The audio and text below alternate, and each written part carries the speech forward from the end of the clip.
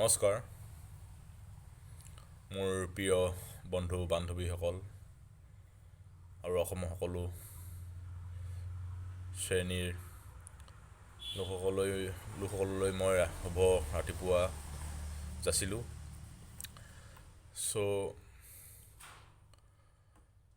মোৰ কেইটামান ক'বলগীয়া আপোনালোকলৈ বিশেষ আজি বাৰ্তা আপোনালোকলৈ মই জনাবলৈ বিচাৰিছোঁ। কথাখিনি হ'ল পোনপ্ৰথমে মই অসমৰ বিশিষ্ট বুলি কয় বহুতে, মানে অসমৰ বহুত ভাল বাতৰি কয়, একচুৱেলি নিউজ পৰ্টেলবিলাকৰ কথা ক'বলৈ বিচাৰিছোঁ। প্ৰথমতে অসমৰ নিউজ চেনেলবিলাকে অসমত যেনেকৈ বিহাৰী, মাৰোৱাৰী, ভোজপুৰী বা কিবা বেংগলীয়ে বিজনেছ কৰিছে, তেনেকৈ অসমত বহিৰাগত কিছুমান সাংবাদিকে বহিৰাগতই অসমত সাংবাদিকতাৰ নামত ব্যৱসায় বাণিজ্য হিচাপত বৃত্তি হিচাপত ব্যৱহাৰ কৰিছে। সঁচা অৰ্থত ক'বলৈ হ'লে অসমত বহিৰাগতৰ দপদপনি, বহিৰাগতৰ যধে মধে নিউজ চেনেলবিলাক বন্ধ কৰিব লাগে। নিউজ চেনেলবিলাকৰ চৰিত্ৰ এটা উদঙাবলৈ মই বিচাৰিছোঁ অসমৰ সকলো ৰাইজৰ কাৰণে। সিহঁতৰ চেনেলবিলাকত ভিউজ বুলি এটা বস্তু দেখা পাব আপোনালোকে। সেই ভিউজটো চাব। ভিউজ একচুৱেলি আপোনালোকে লক্ষ্য কৰিব, মন কৰিব সেইটো সিহঁতি এটা ইউটিউব চেনেল, সেই ফেচবুক একাউণ্টৰ লগত সিহঁতৰ চেনেলটোৰ লগত এক্টিভ কৰি লৈ কিনে সিহঁতি সেই কামটো কৰি আছে। একচুৱেলি অসমত সেই বহিৰাগত কিছুমান পাবত গজা নিউজ পৰ্টেলবিলাকে অসমত ব্যৱসায় কৰি আছে। সেই বিহাৰী, এই বোলে মাৰোৱাৰী, এই বোলে বেংগলী, এইবোৰে কিবা আমুক তামুক ইত্যাদি এইবিলাকৰ দৰে সিহঁতি ব্যৱসায় কৰি আছে।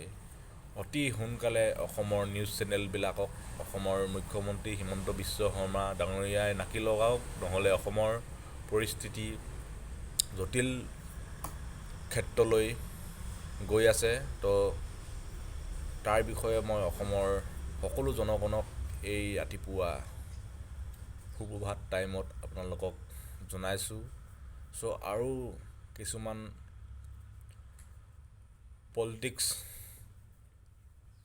পলিটিচিয়ান, একচুৱেলি ৰাজনৈতিক নেতাৰ লগত কিছুমান নিউজ পৰ্টেলৰ আচৰিত ধৰণৰ সম্পৰ্ক আছে, ভাল সুসম্পৰ্ক আছে। সিহঁতকো কৈ থলোঁ, আপোনালোকে যধে মধে অসমত নিউজ চেনেলবিলাক সেই ইউটিউব চেনেলৰ লগত লিংক কৰি আপোনালোকৰ ব্যৱসায় আৰম্ভ কৰি নাথাকিব। মোৰ ফালৰ পৰা অনুৰোধ থাকিল, এই বিশেষকৈ মিয়া কেইটামানে, বিহাৰী কেইটামানে, পাঞ্জাৱী কেইটামানে, বেংগলী কেইটামানে অসমত ইউটিউব চেনেলৰ লগত লিংক কৰি ইউটিউব চেনেলত সিহঁতৰ ভিডিঅ'বোৰ আপলোড কৰি লাখ লাখ মিলিয়ন ভিউজ পাই আছে, মিলিয়ন ছাবস্ক্ৰাইবাৰ, মিলিয়ন ভিউজ পাই আছে। মই অসমৰ অসমীয়া খিলঞ্জীয়া জনগোষ্ঠীৰ লোকসকলক এটাই বাৰ্তা প্ৰেৰণ কৰিবলৈ বিচাৰিছোঁ, সেই নিউজ চেনেলবিলাক আপোনালোকে নাচাব প্ৰকৃততে। সিহঁতি ইউটিউব চেনেল খুলি অসমত ব্যৱসায়হে আৰম্ভ কৰিছে আৰু তাৰ বাহিৰে অন্য একো নহয়। মই অসমৰ প্ৰতিটো জনগোষ্ঠীয় লোকসকললৈ সচেতন, যাতে সাৱধান হ'ব লাগে সেইটো ক্ষেত্ৰত, তাকে ক'লোঁ। আৰু এনেকুৱা কিছুমান মুধাফুটা সাংবাদিক অসমত জন্ম লৈছে আৰু বৰ্তমানটো হৈয়ে আছে। অসমত একচুৱেলি লাইচেঞ্চ, প্ৰকৃততে ID কাৰ্ড থকা কিছুমান প্ৰুফ থকা আছে, কিন্তু 80% সাংবাদিকৰ কোনো ডকুমেণ্ট, কোনো ID প্ৰুফ বিচাৰিলে সিহঁতি দিবলৈ অমান্তি কৰে। সেই ক্ষেত্ৰতো মই কথাখিনি ক'লোঁ। আৰু অসমৰ আৰু এজন অতিকৈ লাজ নাইকিয়া সাংবাদিক, প্ৰতিদিন টাইমৰ মুখ্য সম্পাদক শ্ৰীযুত নিতুমণি শইকীয়াদেৱকো মই সোঁৱৰালোঁ এই কথাখিনিৰ থ্ৰুৱেদি।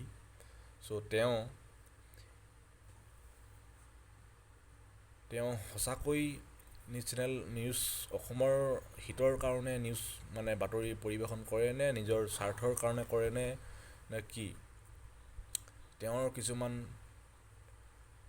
ক'বলগীয়া কথা মই নেক্সট ভিডিঅ'ত আপলোড কৰিম। তেওঁৰ যি মুখা মই খুলিম,